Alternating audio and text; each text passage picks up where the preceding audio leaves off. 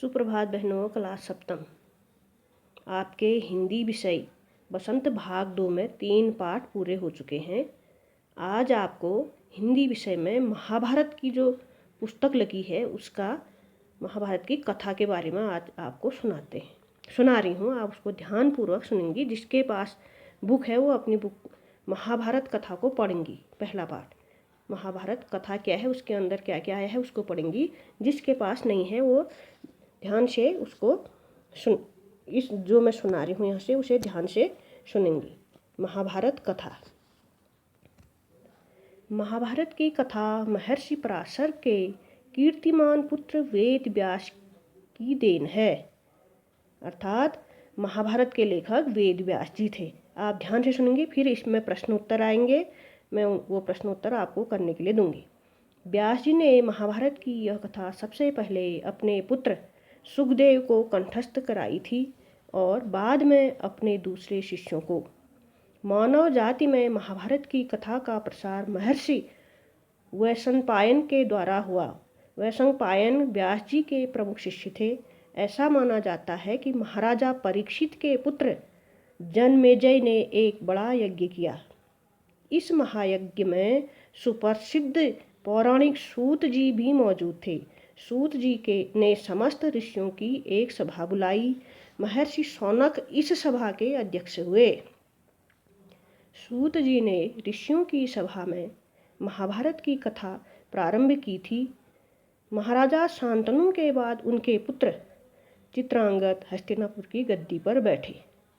उनकी अकाल मृत्यु हो जाने पर, अकाल मृत्यु माने समय से पहले चल बसना, कम ही समय में मृत्यु हो जाना, उनके भाई विचित्रवीर्य राजा हुए। उनके 2 पुत्र हुए, धृतराष्ट्र और पांडु। बड़े बेटे धृतराष्ट्र जन्म से ही अंधे थे, इसलिए उस समय की नीति के अनुसार पांडु को गद्दी पर बैठाया गया। पांडु ने कई वर्षों तक राज्य किया। उनकी 2 रानियां थीं, कुंती और माद्री। कुछ समय राज्य करने के बाद पांडु अपने किसी अपराध के प्रायश्चित के लिए तपस्या करने जंगल में गए। उनकी दोनों रानियां भी उनके साथ ही गई। वनवास के समय कुंती और माद्री ने 5 पांडवों को जन्म दिया। कुछ समय बाद पांडु की मृत्यु हो गई। 5 अनाथ बच्चों का वन के ऋषि मुनियों ने पालन पोषण किया और पढ़ाया लिखाया।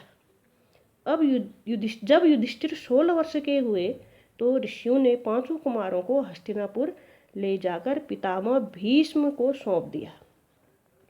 5 पांडव बुद्धि से तेज और शरीर से बली थे। उनकी प्रखर बुद्धि और मधुर स्वभाव ने उनको मोह लिया था। यह देखकर धृतराष्ट्र के पुत्र कौरव उनसे जलने लगे और उन्होंने पांडवों को तरह तरह से कष्ट पहुंचाना शुरू किया। दिन पर दिन कौरवों और पांडवों के बीच बैर भाव बढ़ता गया। अंत में पितामह भीष्म ने दोनों को किसी तरह समझाया और उनके बीच संधि कराई। संधि मतलब मेल कराया। भीष्म के आदेशानुसार कुरु राज्य के 2 हिस्से किए गए। कौरव हस्तिनापुर में ही राज्य करते रहे और पांडवों को एक अलग राज्य दे दिया गया जो आगे चलकर इंद्रप्रस्थ के नाम से मशहूर हुआ। इस प्रकार कुछ दिन शांति रही। उन दिनों राजा लोगों में चौसर